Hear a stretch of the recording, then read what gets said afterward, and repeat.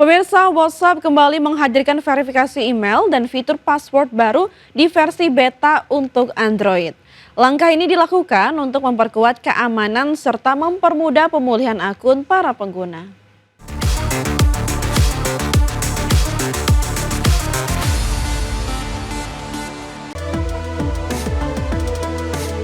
Aplikasi pesan singkat WhatsApp kembali mengumumkan pembaruan fitur terbarunya melalui versi beta Android 2.23. Dalam pembaruan ini, WhatsApp menghadirkan opsi pelindungan akun menggunakan alamat email sebagai metode verifikasi tambahan, dirancang untuk memudahkan pengguna mendapatkan kembali akses pada akun mereka jika pengguna tidak menerima kode verifikasi 6 digit. Kondisi ini biasanya terjadi saat pengguna tidak memasang kartu SIM di perangkatnya atau mengalami kendala jaringan sehingga kode verifikasi tidak masuk. Dengan hadirnya fitur tersebut, pengguna dapat menambahkan alamat email yang terdaftar untuk memverifikasi identitas, sehingga mempermudah proses pemulihan akun dengan cepat, aman, dan tanpa penundaan. Selain itu, langkah ini juga menjadi alternatif bagi pengguna agar tetap mengakses akun dalam keadaan darurat. Dengan kata lain, melalui pembaruan tersebut, WhatsApp ingin menawarkan cara baru bagi pengguna untuk meningkatkan keamanan akun dengan fitur-fitur baru yang tengah dikembangkan untuk melindungi akun dari akses tidak terverifikasi. Adapun WhatsApp menambahkan lapisan keamanan tambahan pada proses pendaftaran akun dengan memperkenalkan fitur kata sandi berupa rangkaian karakter alfanumeric yang dapat dipilih dan diatur pengguna melalui pengaturan aplikasi. Meski demikian, fitur pengaturan kata sandi ini bersifat opsional, sehingga pengguna dapat memilih apakah akan menggunakan lapisan perlindungan tambahan atau tidak sama sekali. Bagi sumber IDXchannel. Pemirsa, emiten perbankan PT Bank CIMB Niaga Tbk membukukan laba bersih tahun berjalan secara konsolidasi senilai Rp6,93 triliun di sepanjang tahun 2025. Di mana capaian ini naik tipis 0,53% secara tahunan dibandingkan periode yang sama tahun sebelumnya sebesar Rp6,9 triliun. Capaian kinerja tersebut didorong oleh pendapatan bunga senilai Rp24,67 triliun atau meningkat 1,83% dari Rp24,24 triliun di tahun sebelumnya. Sementara itu, pendapatan bunga bersih emiten berkode saham BNGA tercatat mencapai Rp13,48 triliun atau tumbuh 1,58% year on year. Presiden Direktur PT CIMB Niaga Tbk Lani Darmawan mengatakan bahwa hasil kinerja perseroan pada tahun 2025 mencerminkan konsistensi performa serta kesehatan fundamental bisnis bank. Oleh karena itu, pihak manajemen akan terus membina hubungan dengan nasabah yang lebih erat sekaligus meningkatkan pengalaman nasabah secara keseluruhan melalui layanan digital.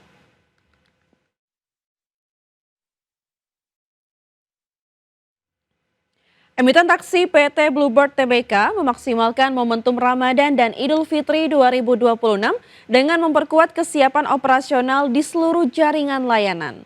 Hal ini dilakukan guna mengantisipasi pola perjalanan masyarakat yang semakin terkonsentrasi pada periode jelang dan setelah Lebaran. Emiten taksi PT Bluebird Tbk memaksimalkan momentum Ramadan dan Idul Fitri 2026 dengan memperkuat kesiapan operasional di seluruh jaringan layanan. Di mana strategi ini ditempuh untuk mengantisipasi pola perjalanan masyarakat yang semakin terkonsentrasi pada periode jelang dan setelah Lebaran. Chief Marketing Officer PT Bluebird Tbk Monita Murdani mengatakan bahwa berusaha memastikan ketersediaan lebih dari 25.000 armada yang tersebar di lebih dari 1.300 pangkalan di seluruh Indonesia dengan fokus utama diarahkan pada titik-titik mobilitas tinggi seperti pusat perbelanjaan, kawasan kuliner, area residensial, hotel, hingga simpul transportasi utama seperti bandara, stasiun, dan terminal.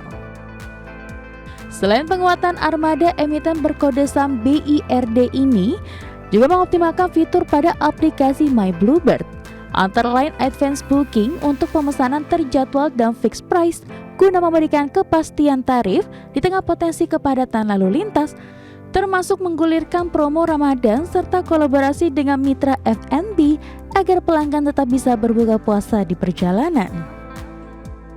Dengan kombinasi kesiapan armada, optimalisasi digital, serta ekspansi layanan non-taksi, pihak manajemen membidik peningkatan kinerja pada periode mudik Lebaran 2026 yang diproyeksikan menjadi salah satu fase tersibuk bagi industri transportasi dalam negeri. Berbagi sumber, IDX Channel. Manajemen PT Vauxhall Electric Tbk memandang outlook tahun 2026 secara lebih optimistis, di mana emiten yang bergerak di industri kabel ini mengejar pertumbuhan pendapatan dengan target kenaikan double digit dibandingkan capaian 2025. Direktur Utama PT Vauxhall Electric Tbk, Hua Shun, menjelaskan bahwa target peningkatan pendapatan perseroan didukung oleh prospek industri kabel yang diproyeksikan mengalami pertumbuhan. Secara industri, permintaan kabel masih didorong oleh proyek-proyek listrikan, telekomunikasi, dan infrastruktur. Meski demikian, emiten berkode saham FOKS tetap mewaspadai sejumlah tantangan yang masih membayangi, terutama dari sisi persaingan harga dan volatilitas bahan baku. Oleh sebab itu, pihak manajemen menyiapkan strategi untuk fokus pada peningkatan efisiensi operasional, pengembangan produk dengan nilai tambah dan margin lebih baik, serta diversifikasi pasar guna menjaga daya saing dan profitabilitas, sekaligus mendongkrak pendapatan agar tetap bergerak positif. Apple dikabarkan akan merilis produk laptop MacBook dengan layar sentuh atau touchscreen OLED pada tahun ini, di mana teknologi ini mengusung tampilan Dynamic Island seperti yang telah diterapkan pada iPhone. Raksasa teknologi Amerika Serikat Apple Inc. dikabarkan akan merilis produk laptopnya yaitu MacBook dengan layar sentuh atau touchscreen OLED pada tahun ini, di mana teknologi baru ini nantinya akan mengusung tampilan Dynamic Island seperti yang telah diterapkan pada iPhone sekaligus menggunakan notch atau poni yang tersedia di generasi terdahulu. Dengan adanya perubahan tampilan tersebut, besar kemungkinan Dynamic Island di MacBook akan memberikan pengalaman lebih interaktif. Bahkan kemunculan MacBook layar sentuh ini diyakini mampu mendorong Apple untuk memperbarui macOS agar lebih ramah pada gestur sentuhan. Selain itu, opsi berbasis sentuhan juga akan diintegrasikan di seluruh macOS dengan fitur-fitur yang dapat ditemukan di iPad seperti gestur mencubit untuk memperbesar atau memperkecil tampilan konten nantinya bisa ditemukan di MacBook versi layar sentuh. Perubahan lainnya yang terjadi ialah dari sisi chip dengan dibekali M6 Pro dan M6 Max yang dibangun di atas proses 2nm milik Apple. Adapun model MacBook Pro OLED diperkirakan akan diluncurkan menjelang akhir tahun 2026. Dengan adanya kabar Apple merilis MacBook Pro pada pekan depan, pihak manajemen secara resmi akan merencanakan dua pembaruan MacBook di tahun 2026, yaitu pada awal tahun dan akhir tahun mendatang. Berbagi sumber, IDX Channel.